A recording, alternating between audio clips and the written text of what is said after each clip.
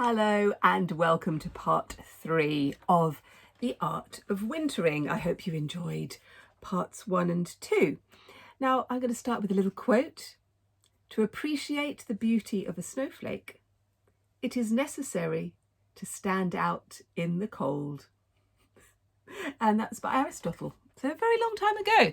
And he's absolutely right. And it has turned very chilly, so I've put a cardigan on. So in this part, we're going to be looking at what I call winter's transformation. I really think that winter is a time for us to reflect on what has happened and what is about to happen. But in nature, so many things just stop and they're waiting for that kind of transformation into the spring.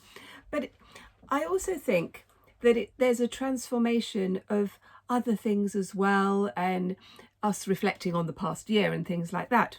But one of the things that I really would like for you to be thinking about is something that has helped you transform from one thing to another thing. And that could be something quite complex and deep, but it could also just be something quite frivolous as well. But it's this idea of growth. And for me, whether we're just learning something completely new or just improving our skills in anything, I feel that that is part of our transformation as well. So it could be something quite major, but it could actually be something quite small as well. And this is your course, so you're doing it for yourself. And I think this is really important that you make this as personal as you can. So winter, I feel, is like a pause. This is a really good time for us to be reflecting on the things that are important to us. You know, when you kind of wake up in the morning and there's just like stillness and you think, oh, it snowed in the night, that kind of thing. And even if you live in a part of the world that never gets snow, you're still going to have that moment of coldness and of things changing. And that's what I want you to kind of be bringing into this. And we're going to be using collage and mixed media. And I love this because it gives you freedom. There's no right or wrong. There never is right or wrong. And I want you to be using elements that maybe you've used in parts 1 and 2, or something completely different. I'm going to do some demonstrations and show you some examples of some of the things that I've done and some things that my students have done and when I've done workshops. And you could take whatever you want from those, or you could just do your own thing. So let's get on with it.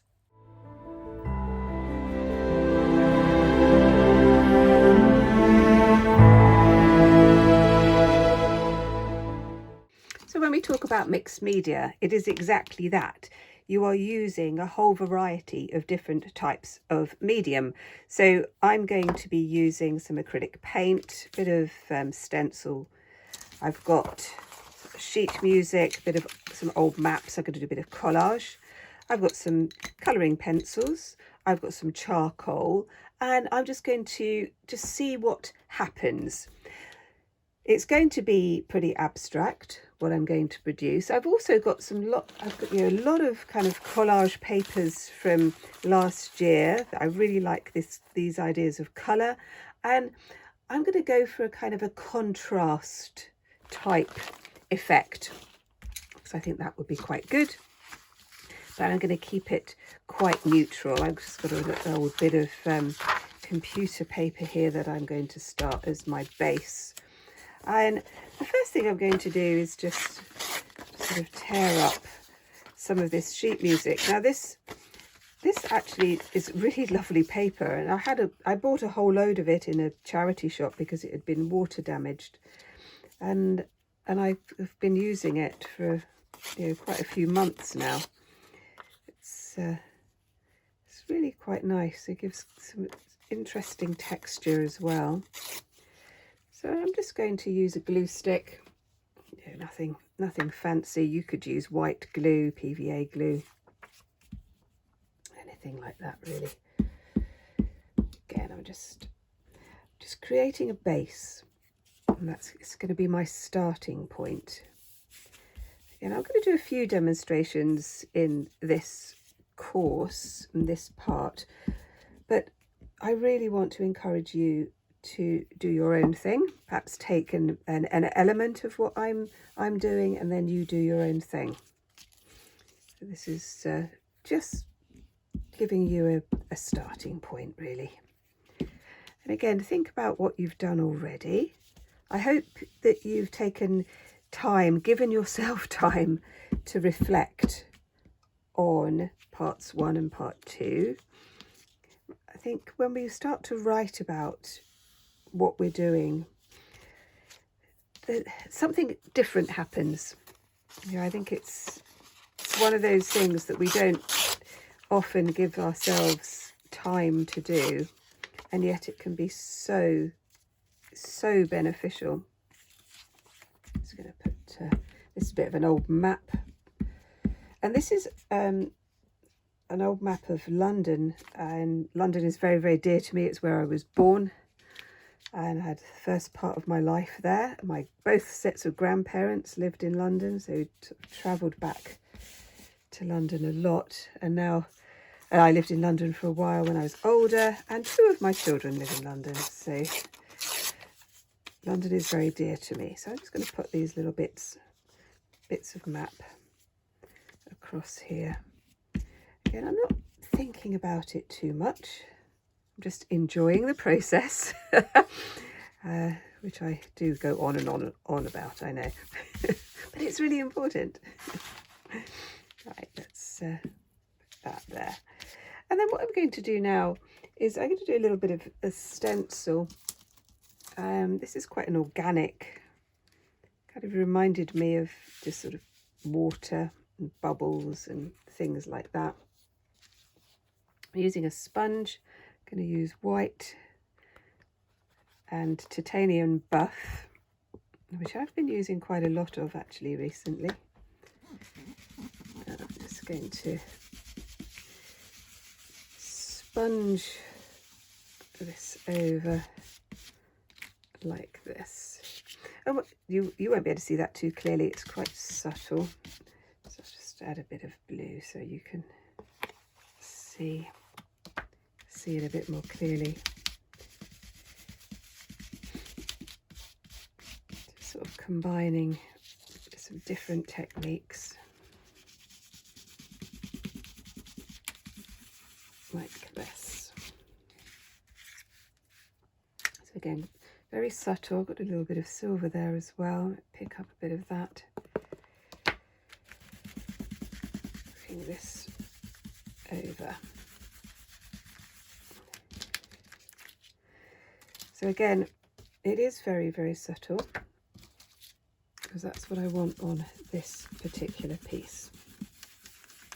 The next one is going to be a little bit more dramatic, shall we say.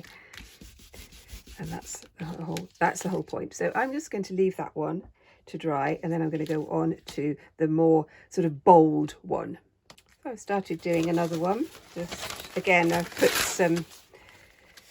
the sheet music and the map, and then I've got some old rice paper I really like. You could use tissue paper.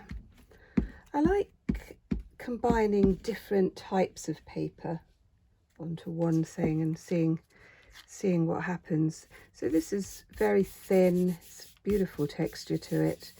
You can see through it as well, and that's really nice. I wanted to kind of get that text underneath like that.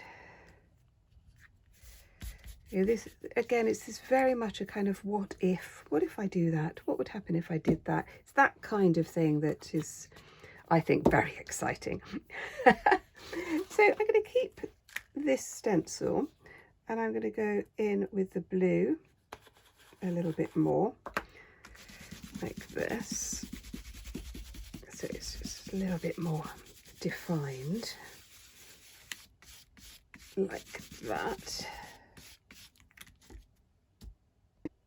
And now I'm going to go in with some watercolour. So I'm just going to activate the colours. This is the Analinky Vibrant. I'm going to do a different sponge. You could use an ordinary sponge. You could use a brush. I'll keep that one to one side. Same stencil. Now you can use all sorts of paint for stenciling, but the key bit is not to make it too wet. So I've just used enough to activate the pigment, but not to make it too wet on the page, otherwise you don't get the pattern, which is what I wanted on this. Again, just putting that on like that. And now I'm going to go back to using this one, picking up some white. I'm going to put white over the top. It already had some blue that I did earlier on it. Just doing that. So we're mixing up techniques and different media. And with this I want to complete the whole page, because I'm going to be cutting it up. There we go. Let's do a little bit down there. Let's lift that one up. It was a little bit too wet, that one, but yeah, that's okay. It's finding that balance of making something too wet. And you could use different stencils, layer them up. You could make your own stencils. I am going to do another tutorial actually on making your own stencils. Yes. So you see that that one is much more dramatic. So we have these two together. I'm going to leave them to completely dry, so they'll take about 10-15 minutes, something like that. And then I'll show you what I do with them next.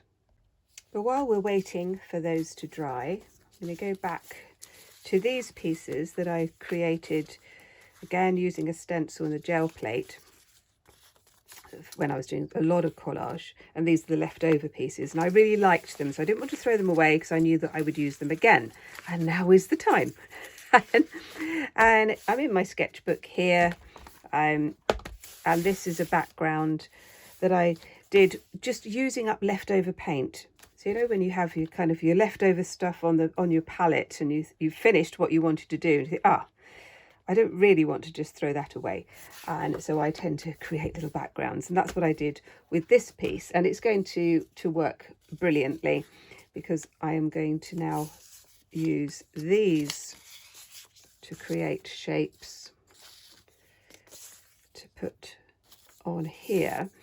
And these were strips that I did when I kind of like combine them together. I should just show you on this one that I did in one of my collage tutorials. You see the contrasts here. I was using metallics, and they're just stuck onto one piece of paper, which I then cut. And so I'm going to do a combination of those and a combination of just these. We're just going to have a bit of fun with it, really. So I've got some scissors. Let's just cut up. Might go back to my triangles, because I do keep coming back to the sort of winter trees, which I love. So let's just do a few like that.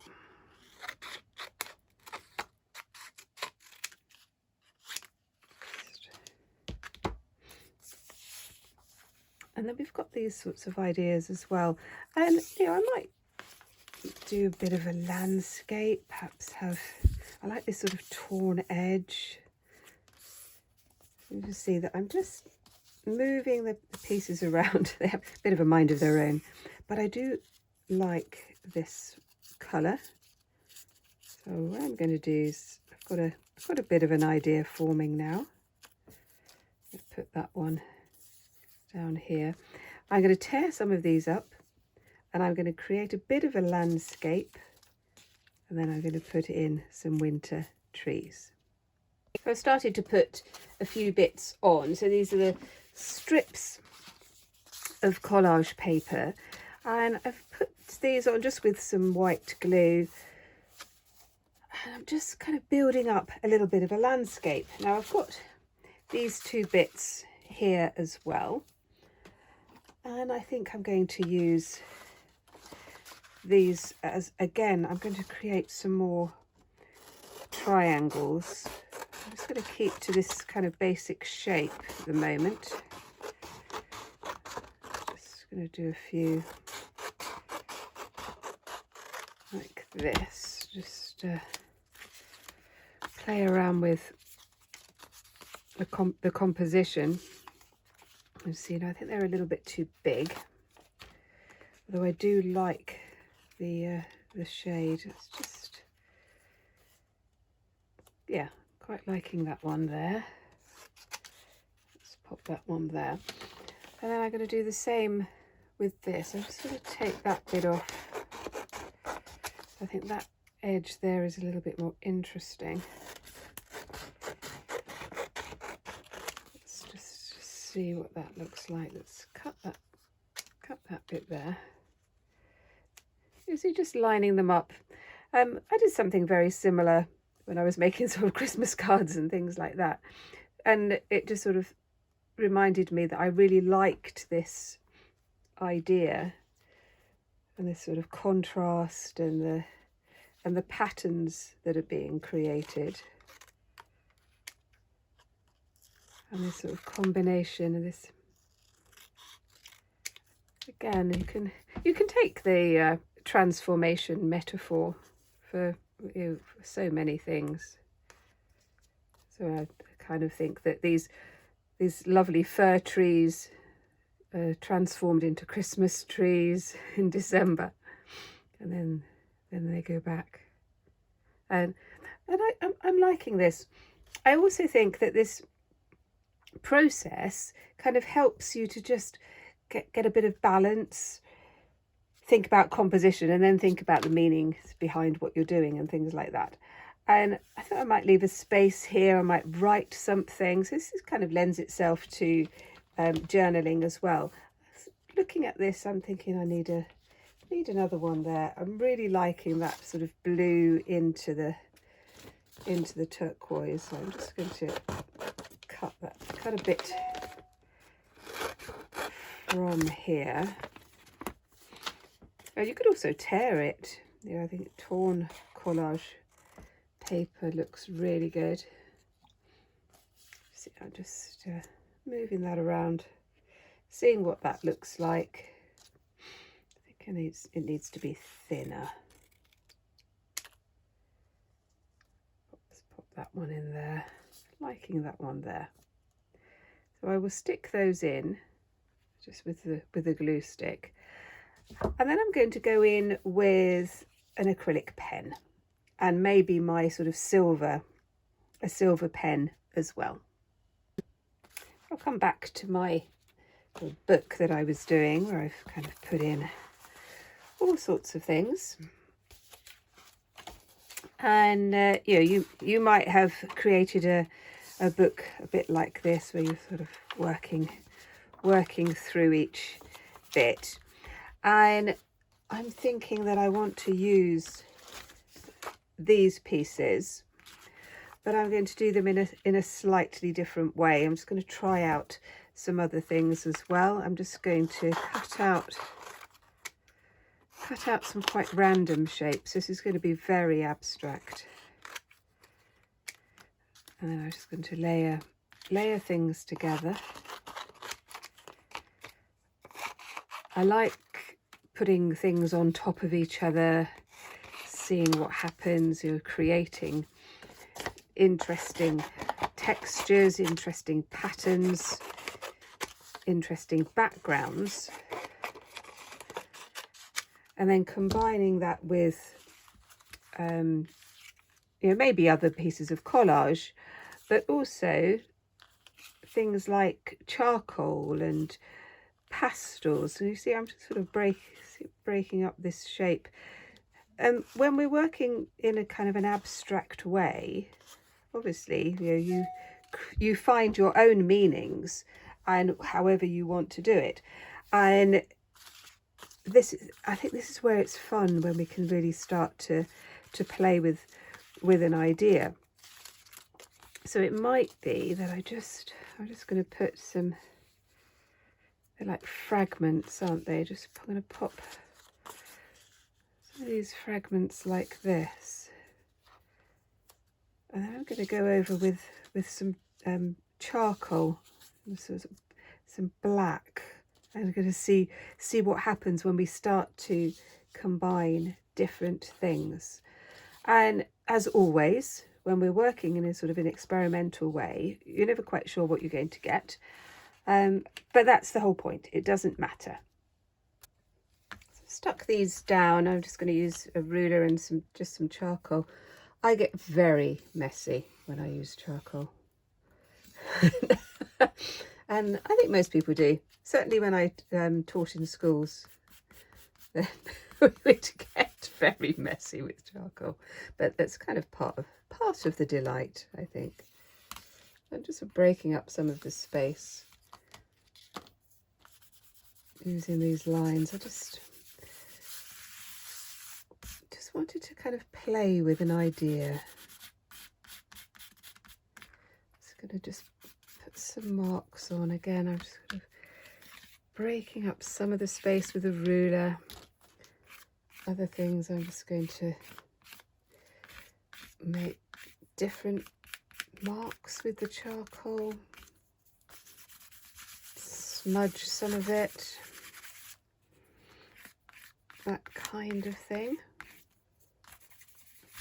I'm still kind of thinking about this idea of just contrasts and transformations, but it's like a doodle, really. I'm kind of grungifying this this page, and in a way I was thinking that when the snow first falls and everything is so pristine, everything is just that pure white and no marks on it at all. And then within a few moments you have car tracks and footprints and dog prints, and my cats go out and then they realise it's cold and then they come back in again. And then as the snow melts, and then you get the mud. There's a lot of mud near where I live. And then it all starts to look very, very grubby. And I think that's what I was thinking about when I was doing this. I thought that might be quite a fun experiment to see. And with these techniques in my sketchbooks and in my journals, I will then use in future pieces of work, maybe for an exhibition or a show. But it's when you play, that's when the ideas come. So I know this is going to look very, very messy, but I think I'm going to like it. But whether I like the finished piece or not, I know that I am absolutely enjoying the process. Sort of messing these things up. I'm quite liking the lines. Just putting in some lines. Just sort of moving that across the page with my hands. So it becomes very, very tactile then as well. I think there's just too many gaps on this. So I've just had another idea that I'm going to go in with my acrylic, but I need some darker paint. So I'm not going to just use black on its own. I'm going to combine it with the other colours that are already on this page. I'm going to use my brush, my spongy brush. Let's just mix black with this gorgeous metallic turquoise. And what I'm going to do is I'm going to use an edge of a piece of paper. I'm going to tear it.